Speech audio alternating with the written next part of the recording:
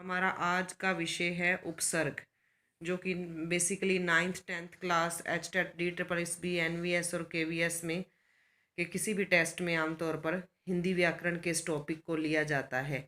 उपसर्ग उपसर्ग विभाजन करने के लिए सबसे पहले उसमें मूल शब्द को देखना पड़ता है। जैसे कि हमारे पास अनुमान शब्द दे दिया जाए और हमें कहा जाए कि इसमें से उपसर्ग को अलग करें, तो हम अनुमान शब्द को दो टुकड़ों में बांटेंगे, अनु प्लस मान।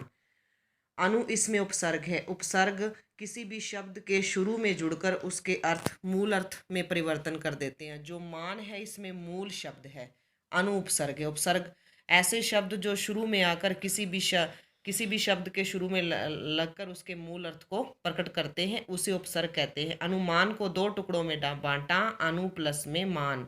मान इसमें मूल शब्द है। उपसर्ग के जो बाद वाला शब्द है उसका कोई मतलब निकलना चाहिए, उसका अर्थ निकलना चाहिए। अगर उसका मतलब या अर्थ नहीं निकलता तो आपने जो उपसर्ग के लिए किसी भी शब्द को दो टुकड़ों में बांटा है वो आपका विभाजन सही नहीं माना जाएगा। जैसे मान का मतलब मान सम्मान होता है। दूसरा शब्द है हमारा अनुचार। इसको हम दो टुकड़ों में बांटेंगे, अनु प्लस में चार। अनु इसमें उपसर्ग है और चार इसमें मूल शब्द है। चार का मतलब मैथ की एक संख्या या डिजिट है।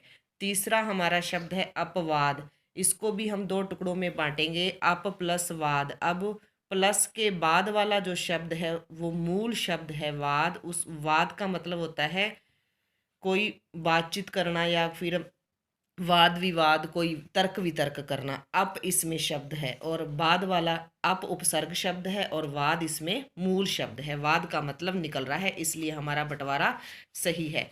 हमारा चौथा शब्द है अभिशाप। इसको भी हम दो टुकड़ों में बांटेंगे, अभी प्लस में शाप। सबसे पहले देखना है कि अभी इसमें उपसर्ग है, शाप जो है मूल शब्द है। शाप मतलब किसी को श्राप देना। अब शाप का मतलब निकल रहा है तो हमारा विभाजन सही है।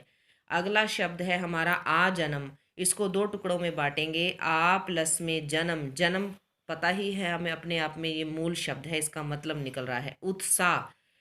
इसमें आधा तय लिखा हुआ है। आमतौर पर आधा आधा जो हिंदी में जो आधे तय को ऐसे भी लिख सकते हैं, तय लिखकर नीचे ऐसे हलंत लगा सकते हैं, इसका मतलब भी है आधा तय। और साह, साह भी इसमें मूल शब्द है। उत्पत्ति, उत्पत्ति में उत प्लस में पति। पति अपने आप में मूल शब्द है, उत उपसर्ग है।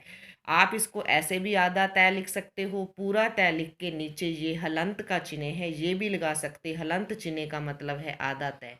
चाहे ऐसे लिखो चाहे ऐसे लिखो, इसका मतलब भी आधा तय है। उद्देश्य, उद्देश्य में ये जो शब्द है उत जमा में देश्य से बना है। उत उद्देश्य में ये शब्द ता प्लस में द से बना है। यहाँ पर ये ता आ गया और ये देश्य आ गया। अब आप कहोगे ये कहाँ से लिया गया है? ये शब्द हिंदी वर्णमाला में ता प्लस द से बना है। प्लस से पहले ता गया और प्लस के बाद ये द गया। ये शब्द ता जमा में द दोनों से मिलके बना है।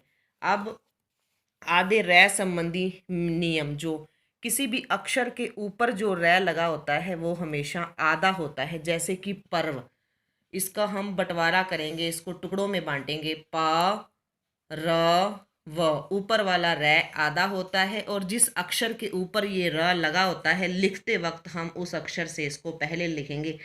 जैसे वै के ऊपर जो रै लगा है, लेकिन जब हम इसे लिखेंगे तो वै से पहले लिखेंगे। ये है आधा रै। ऊपर वाला रै आधा, पैर वाला रै पूरा। जैसे प्रमाण में प के पैर में रै है तो ये रै पूरा है और पैर वाला रै उस अक्षर के बाद लिखा जाता है। प प्लस र प्लस में मैं को आ की मात्रा आ लिख दिया मैंने और ये अणा था।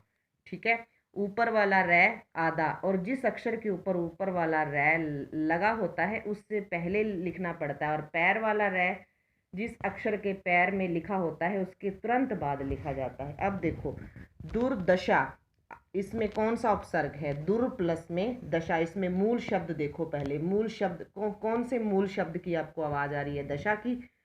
तो हम इसको रै को भूल जाएं, हम लिखेंगे दू प्लस में दशा। दो टुकड़ों में हमने बांट दिया, इस रै को आप भूल जाओ, आप लिख दो दू प्लस दशा, लिख दिया। फिर अब मैंने आपको बताया था जिस अक्षर के ऊपर ये रै लगा होता है उसे उस अक्षर से पहले लिखना होता है। ये दशा, ये दा के ऊपर लगा है तो द से पहले मैंने प्लस से पहले इसको लिख दिया। जैसे निर्गुण, निर प्लस में गुण। अब इस रै को भूल जाओ, इसको दो टुकड़ों में बांट दो। नी प्लस में गुण लिख दिया मैंने। फिर हमें पता है जिस अक्षर के ऊपर ये रै लगा है, ग के ऊपर लगा था, तो ग से पहले प्लस है, मैंने इसको प्लस से पहले लिख दिया। ऊपर वाले रै का मतलब आधा था, मैंने रै लिख के नीचे ये जो हलंत लगाया इसका मतलब है आधा।